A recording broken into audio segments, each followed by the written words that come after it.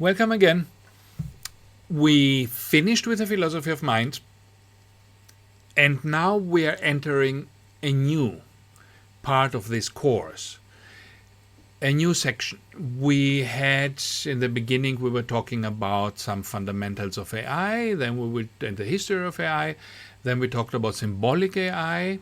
After that, we talked about connectionism. After that, we talked about the mind.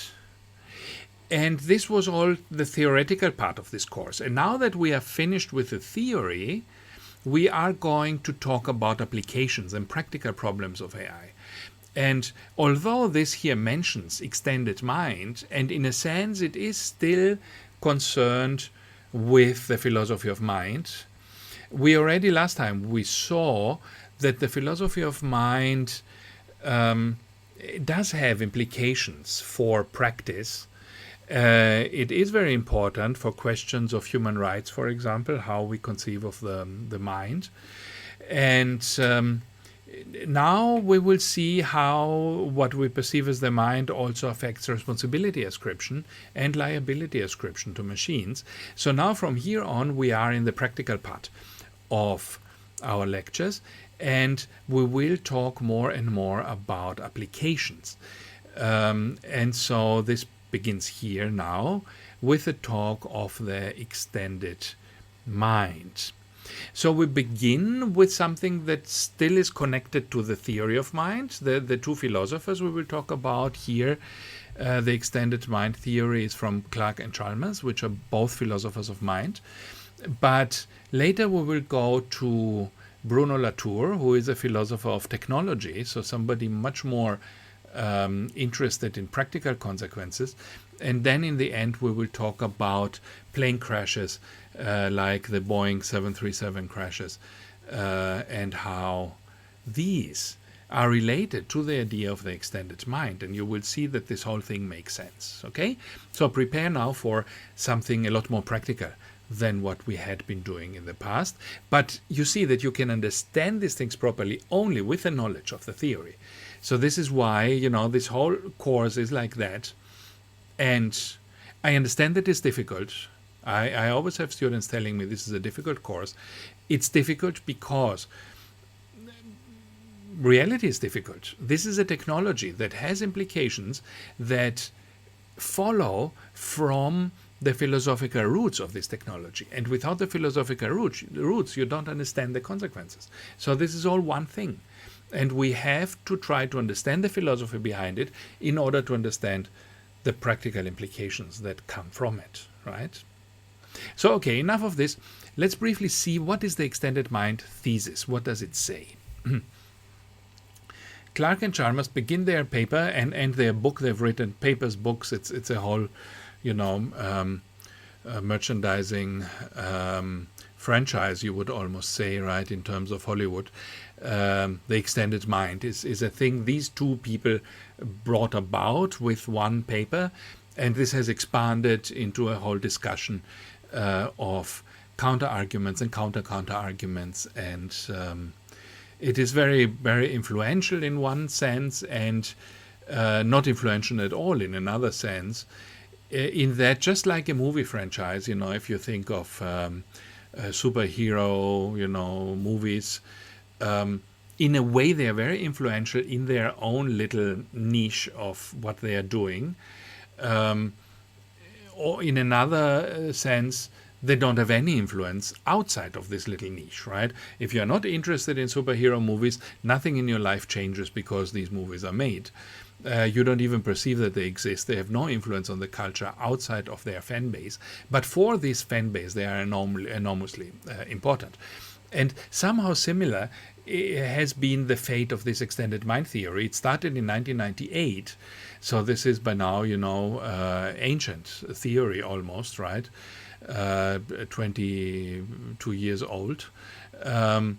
But in these 20 years, more than 20 years, the theory has not actually grown outside of its specific audience. The audience has been bigger or smaller at times, just like the audiences of superhero movies. but it speaks primarily to this audience, to the audience and to the critics who are concerned with it, but it has had little influence outside. Why this is the case, perhaps we will understand after we have talked about it. But now with AI, it seems that this theory gets a new life, because in 1998 there was no AI essentially, right? There were no deep neural networks, there was no Siri, there was no Google Assistant, there was no Tesla, there were no self-driving cars. So now that we have these things, the extended mind theory becomes a lot more relevant, and so it has a return. It has a, it comes back now. It has a comeback, and we will be talking about it not as a historical oddity, in the philosophy of mind, but as a way to understand the problems of AI today through understanding our mind in a different way. So the idea is we take Otto. Otto is a fictional person, somebody suffering from Alzheimer's disease. Alzheimer's means essentially, I'm not a medical practitioner now. For an everyday understanding, it's sufficient to say people who, due to a disease in their brain, tend to forget things, right? And obviously the sooner things, the more recent memories are, the more they are forgotten. It seems that most of the time these people can remember things that happened longer in the past, for example, childhood memories or perhaps faces of people they know well, but they will have more trouble remembering facts about yesterday or about their present lives. So anyway, for us it's enough to remember, forgetful people, but really not just in a everyday way as everybody is somehow forgetful, but really pathologically forgetful. So they don't remember their names, perhaps they don't remember where they were going, they don't remember what they were about to do. Otto is one of them. So what does Otto do? Otto has the idea to take a notebook with him and write everywhere he goes. He writes down what he wants to remember. So he would start to go to a museum and write down the address of the museum, and I am going to the museum. And if 5 minutes later he's wondering, what am I doing here on the street, he would open the notebook and see, I am going to the museum, and the museum is there, right? So whenever he learns some new information, he writes it down, and when he needs some old information, he looks it up. Clark and Chalmers say, Otto decides to see an exhibition at the Museum of Modern Art. He consults the notebook, which says that the museum is on the 53rd Street, so he walks to the street and goes into the museum. For Otto, his notebook plays the role usually played by a biological memory, right? This is the point now. We don't care about Otto really, we care about the notebook. The notebook is not just a notebook, Clark and Chalmers say. The notebook is Otto's memory. It is indistinguishable from Otto's memory. It does exactly the same thing like your memory does for you. And there are more examples of this. In Tetris, is this game where you have these little colored blocks, like this one on the screen here, the colored blocks falling down, and you can rotate them, and the objective is to put them into a full line. If the line is filled, then it disappears. If the line is not filled, it builds up like a little mountain, like you see it here, and when you build up too much, then you fail the game. So it has been measured that the physical rotation of a shape through 90 degrees takes about 100 milliseconds. 100 milliseconds, a tenth of a second, right? So when I press the button on my keyboard, it takes me a tenth of a second to rotate the shape and see how it would fit. Plus about 200 milliseconds to select the right button to press. So in 300 milliseconds, I have rotated the shape and I have seen whether it fits. To achieve the same result by mental rotation takes about 1000 milliseconds, takes a second, takes 3 times as long. So if I see the shape falling down, the shapes are always moving, right? They're falling down. I have a very short time to decide. Now I could just think of it. It would take me 3 seconds. Or I could just rotate it with my fingers on the screen, see it rotate. It would take me 1 second to decide, 1/3 of a second to decide this. And so if I'm a good Tetris player, I will not try to think about it. I will rotate it with my fingers and see where it goes. So physical rotation is used not only to position a shape ready to fit a slot, but often to help determine whether the shape and the slot are compatible. And in this way, now, rotating, that's the point, rotating has become a mental operation. Rotating the thing has become a mental support, like the notebook was for Otto. Without rotating, my mental capacity is worse. I am slower. This kind of shape rotation then is an epistemic action. It's not an action that I perform because I want the result of the action itself. I don't want a rotated shape. I want to understand how to rotate the shape.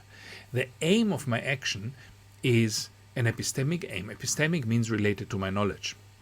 Epistemic actions alter the world so as to aid and augment cognitive processes such as recognition and search. Merely pragmatic actions, by contrast, alter the world because some physical change is desirable for its own sake. And this is an important difference, right? So a pragmatic action would be going home after work. I want to go home because I want to be at home. I'm not going home in order to learn something. I'm going home because I want to be there. So the going home is done for its own sake. It's done for the sake of going home. While something like leafing through a book, taking a book. All my books are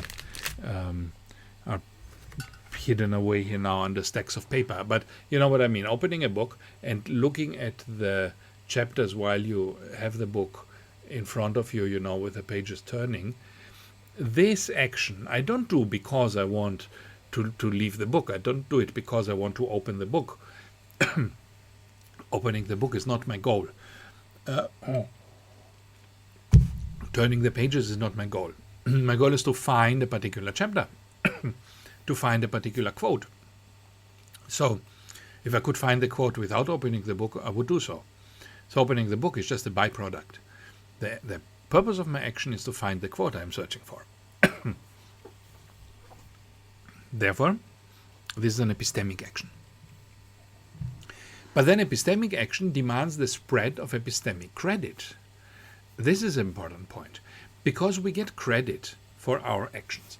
For example, if somebody knows lots of quotes of Shakespeare, imagine somebody whom you say something and he immediately, knows the right quote from Shakespeare for this.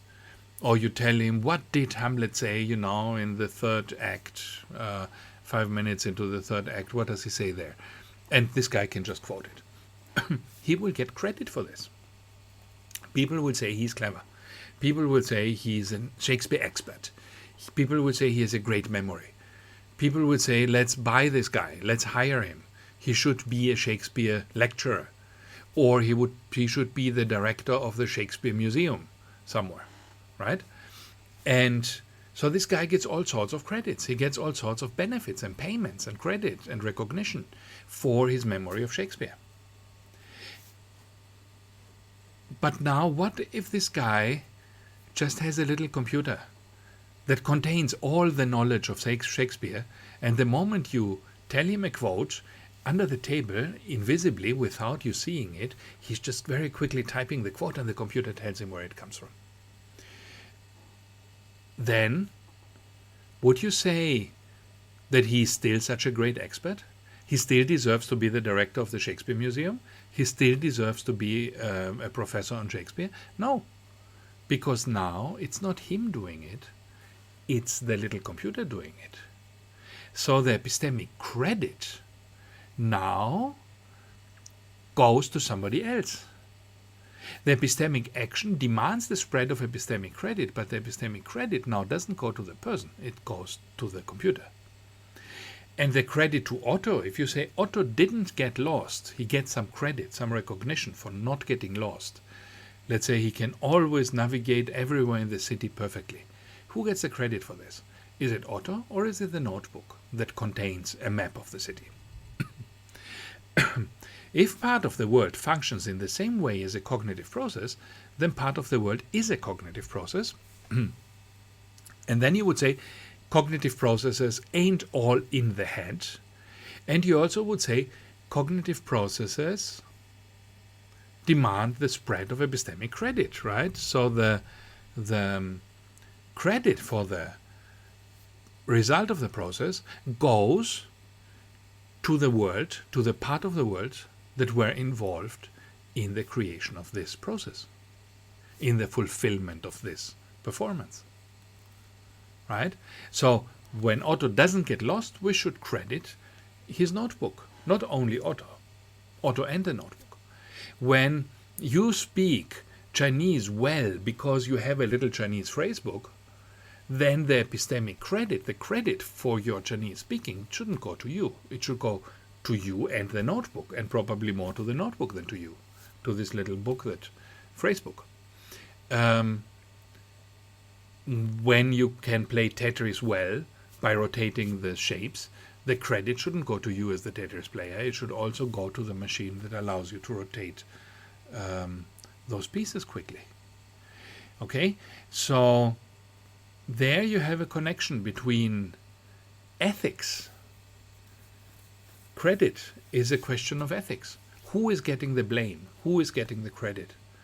You have the blame and the credit, and these attitudes of blaming or praising someone. And you have the reasons for the blame and the praise, which might be outside of the person. In the same way for running, right? If somebody runs fast, I credit the runner. I say, this is a fast runner, this guy, Mr. Bolt, is a great runner. If somebody sits in a car and overtakes Mr. Bolt in his car, I don't credit the driver by saying, oh, this is a fast driver, he can overtake my runner. I credit the car. I say, this is just, a person in a car. The person is irrelevant. The running is not done by the person, it's done by the car. Of course, the car wouldn't work without a person inside, right? It wouldn't go there. Without the person, the car would be just parked.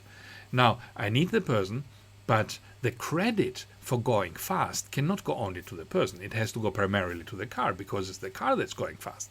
The person is just manipulating it, driving it, controlling it, right? Okay, so you see what the point is for us of this. And this, of course, connects to AI directly, because AI is exactly this. Artificial intelligence is often nothing but an external support. AI systems are used as systems to augment and increase our own abilities, our own intelligence. A self-driving Tesla car makes driving safer for the driver. A computer, a calculator, makes calculating easier for the person who wants to calculate, or even possible in the first place, and so on. And so we need to talk about these things when we talk about AI, and when we talk about the influence of AI in society and the credit that AI gets. We also need to talk about whether our mental properties are owed partly to AI systems that are external cognitive supports for our cognitive functions. Right, so let's stop here, and later we will talk about the details. Thank you.